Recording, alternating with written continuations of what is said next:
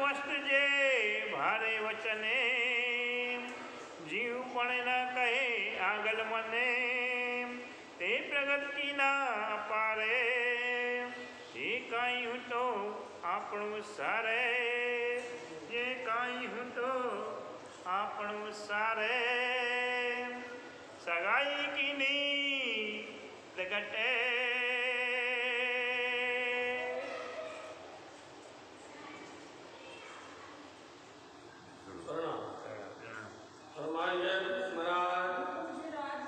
फरमाइए सुंदर सा जी प्रगटे सगाई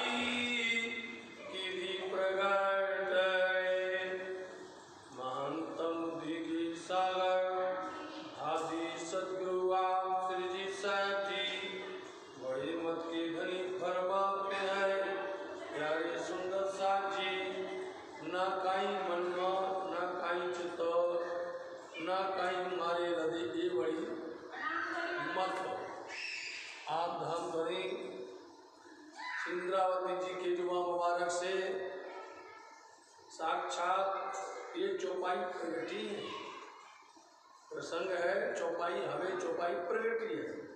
इंद्रावती जी के हृदय मंदिर में धाम धनी खुद विराजमान हो गए, इसलिए इंद्रावती कहती है मेरी क्या वो कि मैं कैसे कहूँ मेरे अंदर में राज्य महाराज ने ये सब शोभा दी हुई है।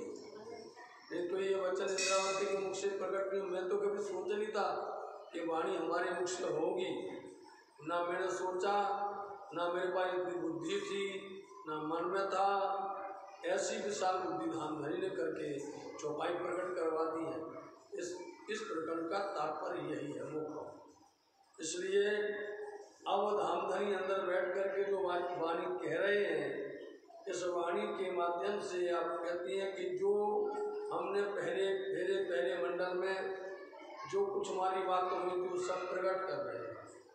शत्रु धनी श्री देवचंद जी साक्षात श्यामा जी स्वरूप धाम के धनी बैठे हैं, तो वो इंद्रावती जी के मुँह से क्या कहलवाते हैं कि आज तक मोमिनों का संबंध, समझे नहीं, संबंध मतलब उनका क्या राज्य महाराज से उनका रिश्ता है, आज तक जाहिर नहीं किया गया, समझे नहीं। आज वो रिश्ता, आज वो संबंध आज प्रकट हो रहा है। इतने दिन तक वो छिपा था, ये संसार के अंदर कोई जानता था मोमिनों का संबंध किससे है, धनी से, ब्रह्म सृष्टि का संबंध श्री राज जी से है। तो आज तक ये रिश्ता, ये संबंध आज तक छिपा हुआ था। धनी बैठे हैं, उन्होंने बैठ करके ये संबंध जाहिर कर दिया कि हम आए इतने काम प्रभु सृष्टि लेने कर रहे हैं। हो गया संबंध।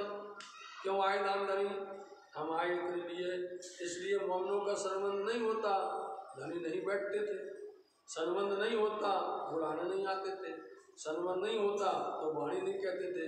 तो आज तक जो मोमनों का सृष्टियों का जो भी संबंध है वो इतनी दिनों तक गुप्त था, छिपा हुआ था। आपन घनुए राखी गुपते, आपन घर में घनुए राखी गुपते, आपन ने आज तक घनुए मतलब बहुत इसको छिपा के रखा आज तक कि जहर नहीं हो, लेकिन आज सृष्टि की वजह से जहर करना पड़ा। क्यों रखा हम सबको ही मालूम है। सतगुरु देवचंद जी महाराज जी पहले आदि का लीला करते थे, कैसे भी करके लोग जुड़ जाएं।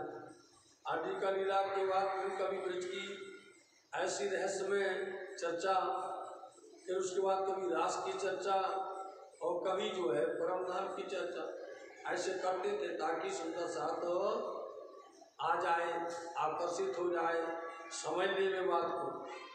लेकिन ये नहीं बताया कि संबंध क्या है, ये नहीं बताया ना कभी संबंध क्या है। इतने दिनों तक के संबंध को छिपा के रखा। अब आज वो स्वयं धाम धनी इंद्रावती के अंदर बैठे हैं, वो इंद्रावती के अंदर बैठ करके अब संबंध जाहिर कर रहे हैं। अब बता रहे हैं घनुए बहुत करके इतने दिनों तक ये संबंध को आज तक छिपा करके रखा था, लेकिन आज ब्रह्म सृष्टियों को उनका संबंध हम जाहिर कर रहे हैं। वचन एक ए छे निर्धारे। वचन एक ए छे निर्धार।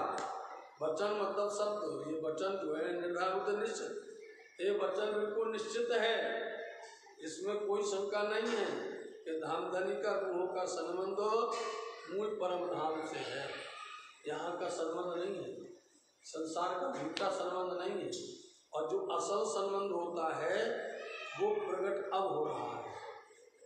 असल संबंध यदि झूठा संबंध होता तो काहे को इंद्रावती के अंदर बैठते, ठीक है, इंद्रावती के अंदर बैठ करके, क्योंकि उनको सुंदर साथ को लेना है, उनको घर की बात बताना है। इसलिए ये संबंध हमारा जो है यहाँ का नहीं है, निज घर परम नाम का। इसमें शंका मत समझो। श्री सुंदरबाई कहता निर्धारे। सुंदरबाई कहता निर्धार। अब ये सुंदरबाई के अंतर्गत की बातें हैं, वो निश्चित करके ये बात कहा करती थी, बार बार कहा करती थी ये कि हम जब घर जाएंगे, मतलब घर का इंद्रावती के हृदय बैठेंगे, तभी बात जाहिर करेंगे, तभी बोलेंगे। इसलिए आप धामधनी सतगुरु महाराज जी बार बार करके जाहिर करते थे।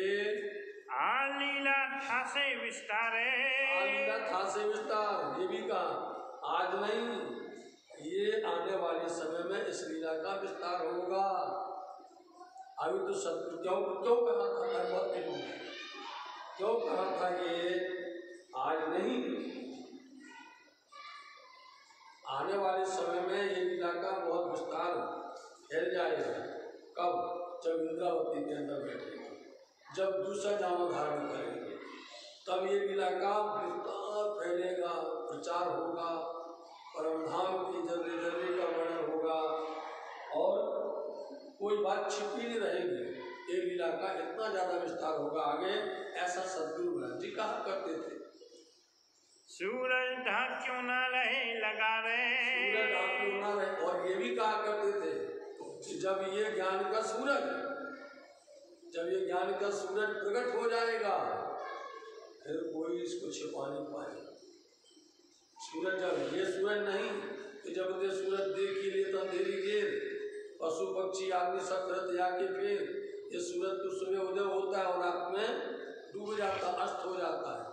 लेकिन ये जो ज्ञान का सूरज उदय होगा, जब ये वाणी प्रकट होगी, ये धामधनी सतगुरु महाराज जी बार बार कहा करते थे, ये वाणी कैसे भी छिपेगी नहीं, ज्ञान कभी छिपने वाला नहीं है, इसका समय आने वाला है। इसलिए आज तक छिपा के रखा था इस संबंध, आज तक इसको नहीं बोला था, आज बोल रहे हैं कि ये वाणी का जितना विस्तार होगा, जितना विस्तार हो जाएगा, आलीला के छानी रहे। आलीला के छानी रहे। आलीला क्योंकि ये लीला अनोखी है, अनोखी है। ये लीला आज तक किसी ने नहीं समझी ना जानी थी। ये लीला परम धाम की है, ये लीला अखंड ब्रज रास की है, अखंड धाम के धनी की है, रूहों की है। इसलिए ये अखंड लीला क्यों छानी रहे, कैसे छिप सकती है, छिप ही नहीं सकता है। और फिर दूसरी बात, जेने रास धनी एम वचन कहे। जेने रास धनी एम वचन कहे। रास धनी के संबंध यहाँ पर, रास के धनी का मतलब यह है कि रास के अंदर में धनी कौन थे, अक्षर की आत्म और राज्य का जोश था, ठीक है, वही राज्य, वही जोश, वही यहाँ इस खेल के अंदर में, माया के अंदर में वही रास में जो थे, रासलीला खेल के आए बराबर श्याम जी के मंदिर में जिन्होंने दर्शन दिया, रास खेला था उन्होंने।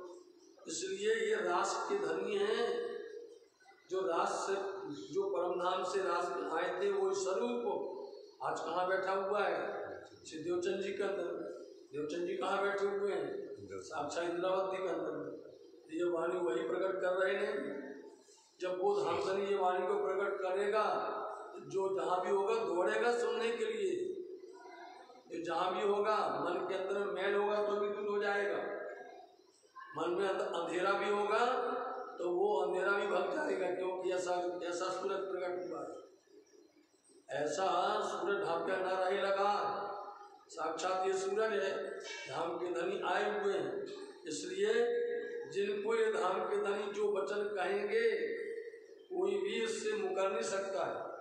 धाम के धनी कह रहे हैं, और उनके कहने का जो तरीका है, उनका प्यार करने का जो तरीका है, सुंदर साथ को एकत्रित करने का तरीका है, कितना प्यारा है। ये तो अपन ने अभी तक में सुना है सदगुरु महाराज जी का, कितने प्यार से बोलते हैं।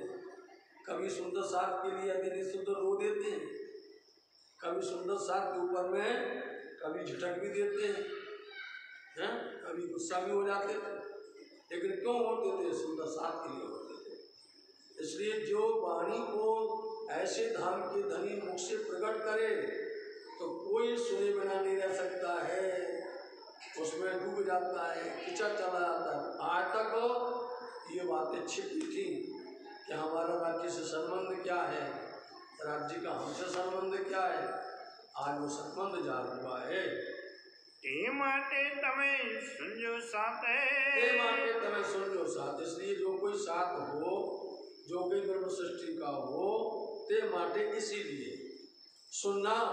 तुम्हारे लिए वाणी आई है, तुम्हारे लिए धामधनी आए हैं और तुम्हारे लिए धामधनी ये वचन प्रकट कर रहे हैं, तुम्हारा संबंध जाहिर कर रहे हैं। इसलिए सुंदर साथ जी जब धनी ये वचन कह रहे हैं, उस समय पर माया की तरफ मत भगना, उस समय खास करके इन वचनों को सुन लेना। जिन्होंने इन वचनों को समझ लिया, सुन लिया, तो आप ये समझ लीजिए उसकी नींव मजबूत हो गई। समझे?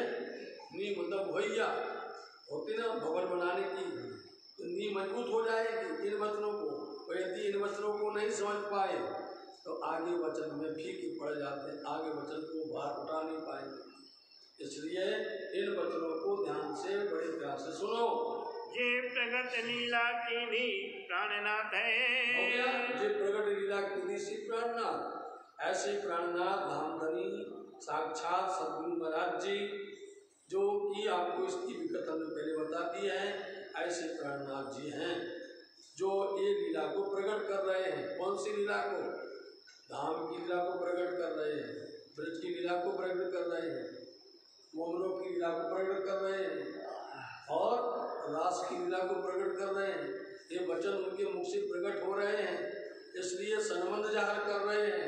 ऐसे संबंध को आप सिंद्रावती कहती हैं, ना कहीं मेरे मन में, ना कहीं हमारे चित्त और ना कहीं मेरे हृदय की बड़ी मत, ना हमारे पास इतनी बड़ी बुद्धि थी, ना हमारे मन में कभी चित्त में कभी ये विचार था। ये वाणी तो महाराज से प्रकट हो ही नहीं सकती है, ये वाणी तो साक्षात किया प्राणनाथ जी धामधनी अंदर में बैठे हैं। इसलिए सुंदर साथ जी बड़े ध्यान से इस वचन को सुनना। कोई मन मामा धर जो रोष, धर जो रोष। सुंदर साथ जी ये वाणी कहाँ प्रकट हो रही है?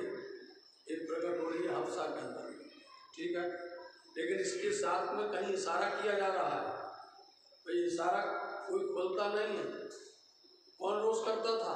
बताओ, समझ गए? बोलना नहीं पड़ता है इशारे में।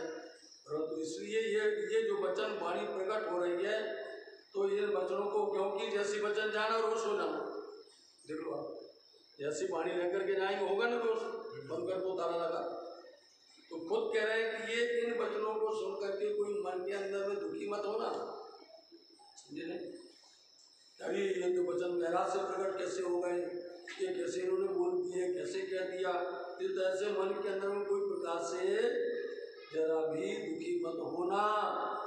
रखे काड़ो महाराज नो दोष, रखे काड़ो महाराज नो, इसे खुलासा करना पड़ेगा ना इस बात को।